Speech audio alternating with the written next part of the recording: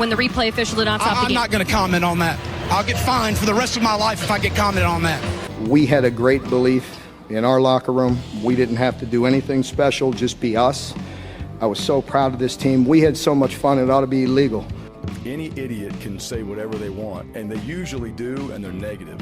And all I see, to me, I've gotten to a point now when I see things like that, I feel sorry that those people feel that way, that their lives don't have the purpose, the passion, and the excitement and the enjoyment that some of us do. Our purpose is to win, make no mistake about it, but it's to win the right way. And our goal, our stated goal, is going to be to win the to win the SEC East. Talk about the reception you received from the fan base. Did you ever think you'd be kissing and hugging babies at the tarmac when you got off the plane? A lot better than another tarmac experience that I had. I didn't think of it. It was like an anniversary or something like that. We're coming, and we ain't backing down. I said in my press conference back in December that I didn't feel like there was anything in South Carolina that we lacked to be a championship program, that we had everything that we needed. I am even more convinced of that now after being there for 7 months. Welcome in to the latest episode of that SEC podcast. I'm your host, Michael Bratton. I go by SEC Mike on Twitter. And again, flying solo. Shane's still on the old vacation, but that's all right because we don't have a ton to cover on this episode. Do got some really good comments, so we'll get to that.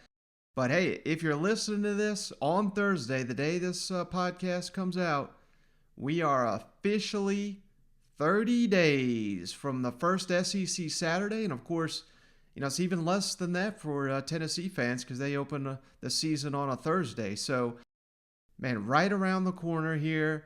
We have comments from Mizzou and Tennessee coaches on this podcast, and we're going to have a ton more in the coming days. We got the entire SEC starting this weekend. Florida, Auburn, South Carolina, LSU, all starting before the week is up. So we'll have comments from all those coaching staffs as well as any and all that have media availabilities, media days and all that. So, I'm just getting really fired up for it. Fall camp is officially started here on Rocky Top, and it's going to be kicking off all across the SEC. We're basically not even counting down the days. We're counting down the hours for fall camp all across the SEC. So exciting times. Glad you guys are here. But let's just get right into it. One little note before we start hopping around the league. I've not seen a ton of these announcements. I was really hoping we didn't have to deal with any of this year. But LSU and South Carolina have come out and both said, hey, the plan is still go. We're full board for 100% capacity. I've not seen anybody suggest. There's not been a single SEC school that has come out and said we're not going full 100% capacity. So certainly hope that continues, and we'll keep you guys updated as more programs kind of come out and state their claim. And because I know it's people buying tickets, people making travel plans. But as I sit here on Wednesday, those are the two latest that I've seen. South Carolina, LSU come out and said 100% capacity, still a go. Everything's going as scheduled. So just wanted to make that little item. And like I said, as soon as we hear other schools announce that, we'll let you guys know. Because the last thing I'd hate for people to make travel plans or buy tickets and then not be able to go to the game. So just wanted to make that little note. But hey, enough of that stuff. Let's kick it around the league, starting with a trip down to Columbia. All right, so Missouri's opening camp here, and believe it or not, we don't have Drinkowitz yet. He didn't have any comments here, but we do have what I thought were some really interesting comments from Steve Wilks, the new defensive coordinator there in Como, and of course he comes from the NFL. He's been in the NFL a long, long time. Been a defensive coordinator. He spent 1 year as the Arizona Cardinals head coach. We obviously talked a lot about that when that happened and came away very impressed with what we saw from his unit there. Can't really call it a spring game, but like a spring exhibition they had there. And pretty much any time I've heard this guy speak, come away very impressed. And that continues because he spoke here on Wednesday, and one of the big things that Drinkwitz has been touting at SEC Media Days was his defensive line. Got to get better on the line of scrimmage, and that's what's something Steve Wilks hits on. You know, they took Akil Byers to SEC Media Days, one of the team leaders. Trajan Jeffcoat, one of the most underrated defensive players, maybe not just defensive linemen, but all defensive players in the SEC. Kobe Whiteside has flashed some in the past. Here's one name to know. Travion Ford, highest rated signee in Missouri's class last year. So freshman lineman here coming into Como. That looks like, according to Steve Wilks, the defensive line is going to be one of the strengths, not just of the defense, but the entire team. And you have to understand, my mindset has always been that way. Wherever I coach, within the system, it all starts up front. Coming off the ball, creating a new line of scrimmage. I don't care how great you are on the perimeter. If you don't have guys getting to the quarterback, it doesn't really matter. So I like where we are. I like our rotation. Darius Robinson, Akil Byers, those guys have stepped up and performed well. You're looking at some of the young guys that has come in, Montgomery, Wingo, all those guys I think are going to be able to help us at some point in time, particularly the young guys.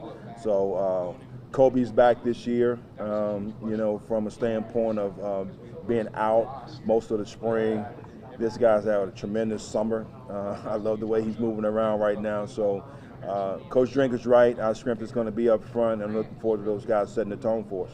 All right, and then his next comment, I really like these comments. It was something that Drinkwitz kind of sold when he made the decision to hire Steve Wilks. They wanted to be able to not only, so many programs sell you on, we can get you to the NFL, we can develop you, we'll get you to where you want to go. But Steve Wilks has been there, he's lived it, and that's kind of something, he didn't go that route completely here, but with his mindset, they're going to be very aggressive. They're going to focus on takeaways, and not only takeaways, but I love the fact that he points out our mindset is going to be on scoring on defense, not just turning the ball over. And that's something that his defenses did in the NFL, led the entire NFL in takeaways multiple occasions during his run there in the NFL. So again, it goes back to, it's one thing for a coach to come out here and say, they all say, yeah, we put an emphasis on takeaways, all that. That's great to hear, but can you actually do it? And he's proven in the past that he can do it. And, I know this team didn't win the national title. Sometimes I get mocked for saying this, but, I think the best defense I've ever seen in the SEC. 2016 Alabama, they lost in the national championship game, but if you recall, that was the defense. I can't remember the exact stat, but it was some ungodly number, like 7, 8, 9 games in a row. They scored a touchdown on defense. And I believe that they were scoring about 40 points a game. So when you're scoring that much and the defense is scoring on top of it, it just makes you incredibly tough to beat, obviously. So that's what they're looking to bring here at Missouri. And I really like these comments here from Steve Wilks. We're going to mix it up a lot. It's all depending on who we're playing based off the scheme. We want to incorporate that particular week. But we're not going to sit back. We're going to be aggressive in what we're doing and trying to set the tone on the defensive side of the ball. Takeaway is a big theme in every defensive meeting room all the time. It is. It's not only taking the ball away, but it's the mindset of trying to score on defense. That has always been the nature of this system wherever I've been. And the mindset I've been around. Lovie Smith at Chicago, we led the league in takeaways. In Carolina, we led the league in takeaways. So that is my mindset, has always been. And those guys understand that, and we put a point of emphasis each and every day on that. All right, final thing. I just wanted to make note of this because college football really is, at this time, it's really the cutting edge. We're seeing the air raid take over in the NFL. Well, where'd that come from? It came from college.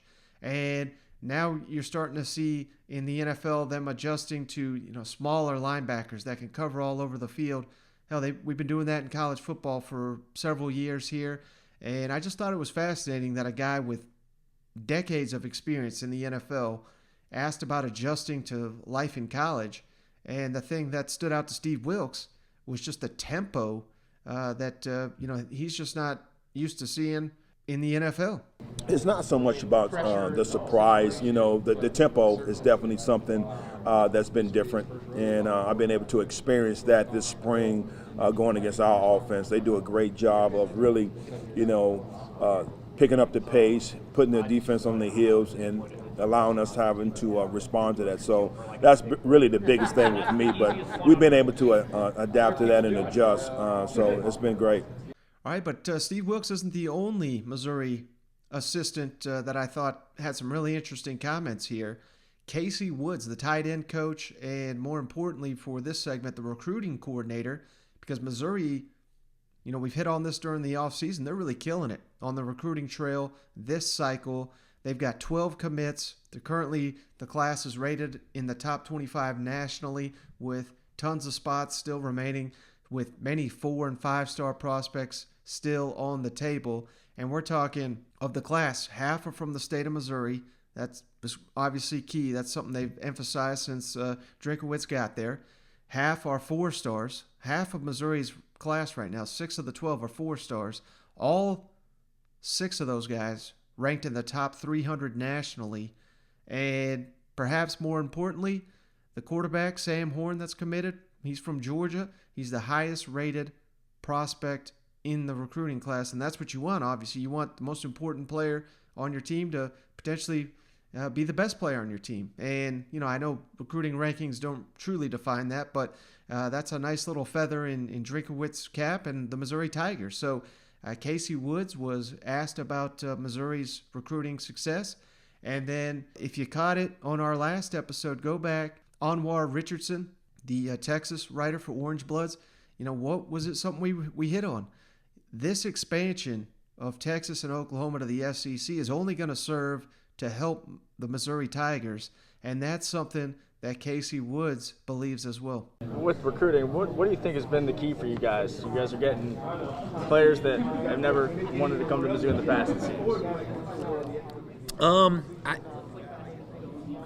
I don't know what they've done here in the past. I do know that, the things that we said we were going to do when we got here, we've done, and we've put major emphasis on doing that, and we've continued to pour into what this state ought to be and what this school ought to be inside of it, and how it can represent everybody on all 4 corners. I know that there's 4 states within this state, and having a chance to pull all those together and get everyone pulling in the same direction, and certainly have made an impact. But I think, to answer your question, it's largely it's a grassroots effort to get back in there with the high school coaches, get back in there with young prospects, get back, you got to create fans, because I think there was a quote by, a guy that we were recruiting early on that said something about him when he was in 3rd grade at a books fair, picked up a Missouri poster and hung it in his room, and you can imagine how we got to get posters in kids' rooms, you know what I mean? That's so they make sure that 5-10 years from now that they understand what it is that's, where it is that they want to play. So, standpoint. Casey, you already recruit against Oklahoma a fair amount, Texas maybe a little bit less, but I know we don't know when it's happening, but right. What does that change for you, them being in the SEC? Anything? I think it's great. I think it's great for us. I think that's just another, here they, as blue blood and stalwart of programs as they've been, throughout college football history, and for them to want to be a part of what it is that we're doing here that we've already been a part of, I think that puts us in a competitive position. I think that particularly in this state, which is where we said we're going to start, we're as fearless now as we've ever been, and we've got to continue to push that envelope and understand that, everybody wants to come to the SEC. Everyone wants to come to the SEC. I don't think there's a question anymore about which conference, that the best of the best ought to be wanting to play in. Does it change anything about recruiting an Oklahoma or a Texas kid? I think that from the I don't think it changes our base thoughts about what it is that we're going to do. We said we're going to start in state in all 419 schools that we identify as in state, right? And then we're going to go within that tank of gas mentality outside of that. So we're still going to take that tank of gas. We know how historically successful Texas has been here, and we've got those 3 direct flights that come out of Columbia, and potentially a 4th, it sounds like, in November, which will help us there. And so, that's where we're going to start in our border. tank of gas, those 3 flights, and which one of those takes us to DFW, and that tank of gas will take us about to Oklahoma City, I think. So it gives us a chance. There you have it. If you thought Missouri was recruiting well now, just wait till they get back in the state of Texas on an even bigger emphasis, with playing the Longhorns and A&M and, going to play Oklahoma. That whole region is just going to open things up for Missouri that much more. That was key to their success in the Big 12, and I think it was key to the success they had early in their SEC tenure. So Missouri's got a lot on the line this year. And I don't mean that in a bad way, because the fans are hyped. Everyone's loving Drinkowitz and what he's doing, but they've got the momentum right now. And if they can keep that going, it's just going to get that much bigger and better, because that state's got a ton of talent. They start reaching into Texas more and more, start reaching into Oklahoma. This is truly a team on the rise here. Came out of nowhere last year to win 5 SEC games. And if they're able to do that once again, we are talking potentially a top 20 finish in the country. And hell, they're already there in the recruiting rankings right now. So only imagine what they'll do on that side of the ball if the direction of the program keeps trending up under Drinkowitz. All right, next let's jump it all down to Rocky Top, where Tennessee hit the practice field on Wednesday morning. They're the first SEC program to hit the practice field, and again, of course, that's because they start the season a little bit earlier. They start on a Thursday against Bowling Green, but what was the emphasis? We saw this coming, but speed, speed, speed. From those in attendance, I mean, that was the thing that stood out across the board, was just how quickly this team goes. The slow, methodical Tennessee we know is dead. They're going hyper speed, whether they got the damn numbers to do it or not, because they have to play to their advantage. And, it's going to be critical that these guys are in shape and can run and stay in the game, because they're probably going to have incredible reps across the board. But that's their key. That's their edge. And that's what potentially separates them from their competition in the SEC, is having to play at that tempo. And we're going away from slow, methodical, trying to get 3 yards at a time and do that 20 times in a row to hopefully get a field goal. No, we're going to be trying to lob the ball down the field. Try to lull people to sleep in a running game going so quick, trying to catch people off guard, not allowing defenses to substitute. Tennessee's offense is just going to be going a mile a minute under Josh Heupel. But there's one thing to kind of consider here.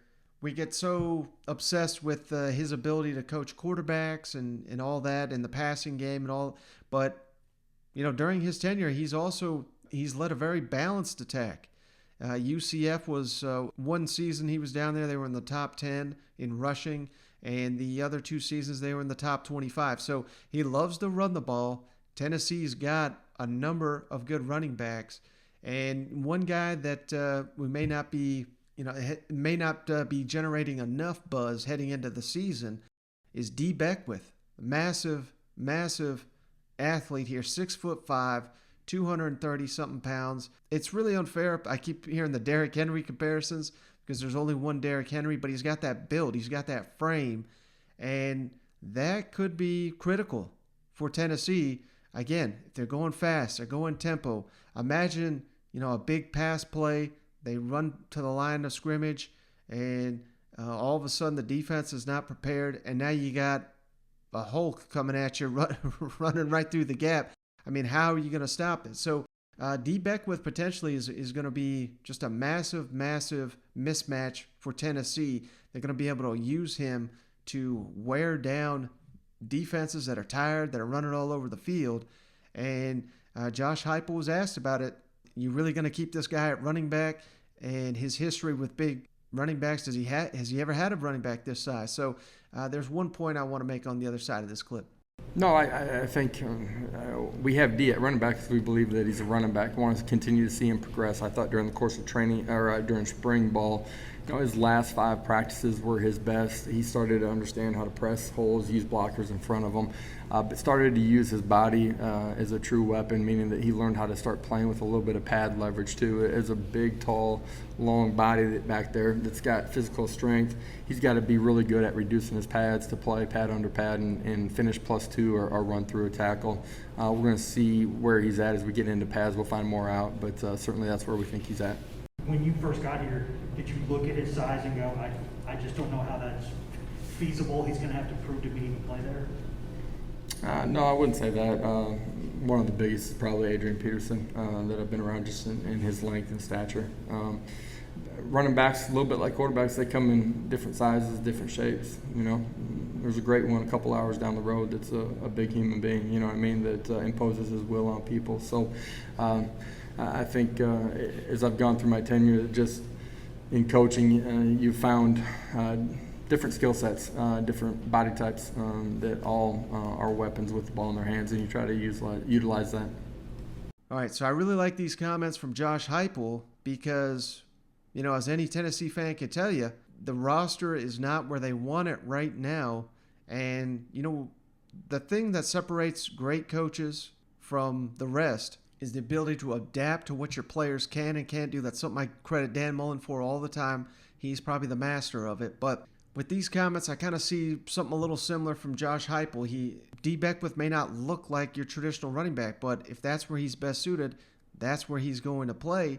And I think for, you know, more importantly for Tennessee, where their state of the roster is right now, you know, you may need help at tight end or, hell, linebacker. You know, we all know they're desperate for help at linebacker. D. Beckwith potentially with that frame. A lot of coaches probably move him over there. But Tennessee, I don't want to say lacking talent because, you know, that's one thing I've been harping on all offseason. They've got a lot more talent than people realize, I think.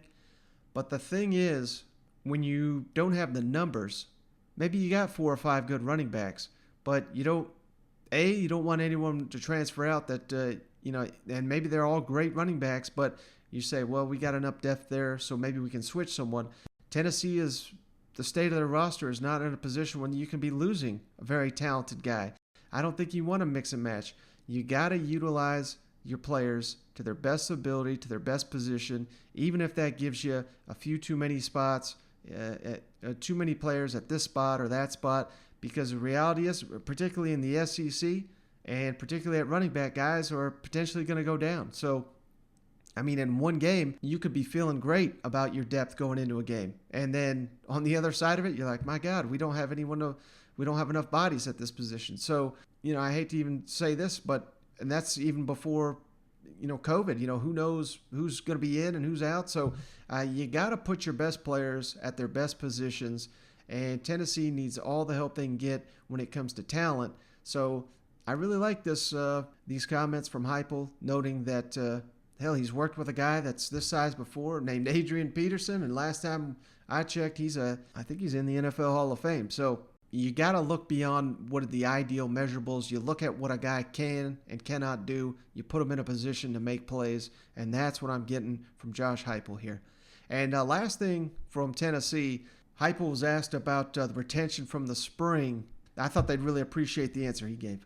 Yeah, I really feel like for pretty much everybody on the offensive unit, we are way ahead of where we finished offensively. I mentioned that on the defense side of the ball too, but we've continued to become smarter, more understanding of what we're trying to do and how to operate throughout the summer in that way. Quarterbacks, saw them all miss throws, saw them all make throws. I'm going to find out a lot more as we go. Is that day one? I mean, it's day one, you know what I mean? And but it was a good day. Excited to go watch the video here with the staff. I could just see Shane now saying, hey, maybe this is a little bit of coach speak, and maybe it is, but hey, he's fired up. He sounds positive. You know, all things considered, I think Tennessee could use a little positivity. That's been the message all off season. You know, we're having fun. You know, we're out here playing dodgeball, going to pool parties, we're going to laser tag and all this stuff. So, hey, that appears to be translating to the practice field, leaving it all out there on the field, having fun, and the retention level very high. And that's music to Tennessee fans' ears right there, because that's your hope that this offense, from what I understand, is not terribly complex. That's not to say it's other defenses can figure it out. It's more about the tempo and the speed. So it's a really good sign, I think, that particularly the offense, Heupel is excited with the level of retention from the spring to day one. And I know it's just day one. It's they're not even fully padded and all that. So I realize it's just day one of fall camp. But hey, I think that's a good start, and we'll see it on the field here in about 30 days. All right, guys, so that's all I got on this one. Like I said, it'd be a little bit of a shorter one, but we are going to be just absolutely loaded with content in the coming days with all these camps from across the SEC opening. Without a doubt, we're going to be wrangling up comments from each and every team that has media availabilities here in the days and weeks to come. So make sure to tune back in on Friday. We should have tons and tons of comments to enjoy and dissect and all that. And maybe I even get Cousin Shane on the line if he's back. I think he's supposed to be back from vacation. So I'll reach out to him and we'll finish out the week strong. But that's going to do it for this episode. Appreciate each and every one of you for hanging out. Catch you on the next one.